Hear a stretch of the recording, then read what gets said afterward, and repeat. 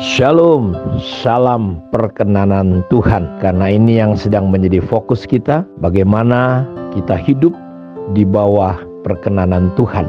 Kita tidak bisa mencari karena usaha manusia selalu sia-sia, karena dalam hidup manusia tidak ada yang baik. Semua manusia telah berbuat dosa. Perkenanan dimulai dari pihak Allah sendiri lewat salib, lewat korban Kristus, lewat pemberian anugerah yang bernama percaya. Tanpa iman, tidak mungkin ada satu orang pun bisa berkenan kepada Allah. Karena itu, kita harus memahami prinsip ini supaya kita jangan salah kaprah, salah paham. Seolah-olah kita coba menambahkan perkenanan Tuhan dengan usaha kita, dengan pelayanan kita. Tidak, tapi kita berkenan kepada Tuhan karena salib dan karena iman. Karena itu kita perlu sebagai orang percaya berjalan dari iman kepada iman. Orang percaya perlu berjalan dari iman kepada iman. Kita harus memahami ini. Kita harus merenungkan, kita harus memasukkan dalam pemahaman kita tentang anugerah Tuhan yang bernama percaya. Karena itu saudara boleh lihat dalam perjalanan murid-murid bersama Yesus, Tuhan Yesus selalu mengajarkan untuk mereka selalu percaya. Dan percaya ini ada kaitan dengan mengenal Allah. Inilah hidup yang kekal. Hidup yang kekal itu yaitu mengenal Bapa, mengenal Yesus. Iman kita tidak akan pernah bisa melebihi pengenalan kita kepada Allah. Karena itu iman muncul dari mana? Dari mendengar sabda Kristus. Karena itu pemahaman kita perlu kita tingkatkan. Kalau saudara ingin memiliki perkenanan Tuhan lewat iman kita, kita harus membangun yang namanya pemahaman, pengenalan akan Allah. Kalau saudara semakin mengenali Allah, ketakutan saudara akan makin hilang. Semakin saudara kenal dengan Tuhan, saudara rasa khawatir kita akan makin hilang. Kenapa? Karena kita tahu siapa Tuhan yang kita percayai. Karena itu Paulus berkata, aku tahu kepada siapa aku percaya. Daniel berkata bahwa orang yang kuat, yang bisa menghadapi situasi banyak hal, ialah orang yang mengenal Allahnya. Karena itu tahukah siapa Tuhan yang saudara percayai? Siapa Tuhan yang saudara imani? Saudara harus kenali betul. Dan kalau saudara mengenal Tuhan, percaya itu benar-benar ada kaitannya dengan yang namanya pengenalan akan Allah. Ini yang terus kita bangun. Kenapa kita perlu berdoa? Karena doa itu bukan hanya meminta, tapi doa itu adalah menolong kita untuk semakin bisa mengenali Allah. Paulus berdoa dalam Efesus 1 ayat 17. Aku berdoa supaya Tuhan memberikan roh hikmat dan wahyu. Supaya apa? Supaya kamu bisa mengenal Allah dengan benar. Supaya mata hatimu terang. Sehingga kamu bisa mengerti pengharapan apa yang terkandung dalam panggilannya. Betapa kayanya, betapa mulianya bagian yang ditentukannya bagi orang-orang kudus yang percaya kepada Dia. Karena itu, kalau kita memahami perkenanan Tuhan karena iman, kita perlu belajar membangun hubungan pribadi dengan Tuhan. Kita perlu mengenali Allah lewat apa? Selain lewat doa adalah lewat firman. Mau nggak mau kita harus belajar. Kita harus membaca. Karena itu hati-hati dengan apa yang masuk dalam hidup kita.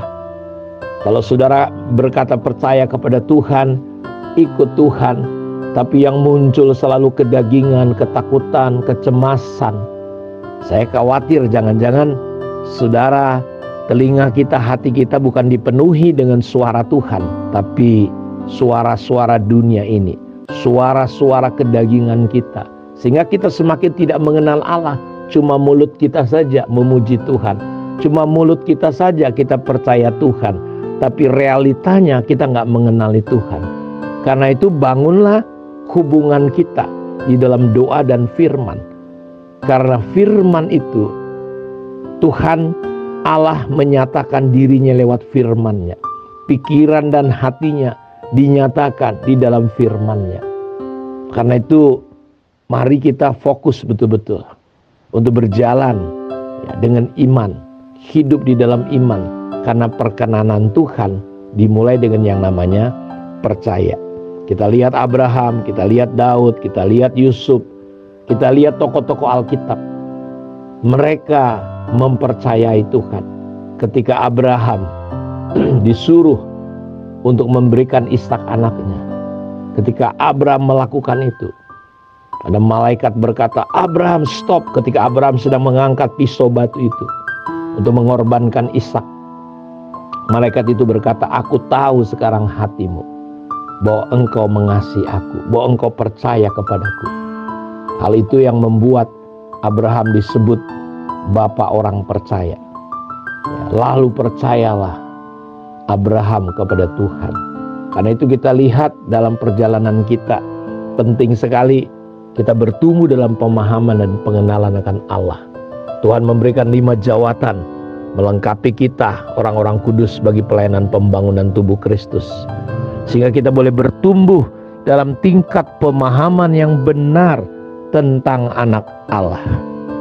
Ya, saya berdoa dan berharap ke depan ini kita terus diwahyukan, Tuhan mewahyukan dirinya di tengah-tengah keberadaan hidup kita, sehingga kita tetap tidak gentar, tidak takut ketika murid-murid pada akhirnya bertumbuh dalam tingkat pemahaman yang benar tentang Tuhan.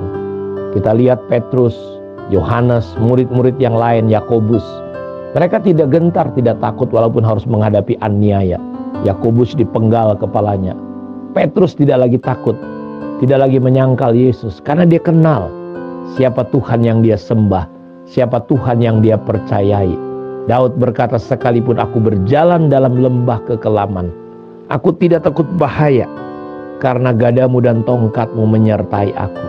Karena Daud tahu siapa Tuhan yang dia sembah. Tuhan bagaikan gembala, dia ngerti betul sebagai seorang gembala. Ya, dia tahu bagaimana dia melindungi domba-dombanya. Ada singa, ada beruang, semua dikalahkan. Kenapa?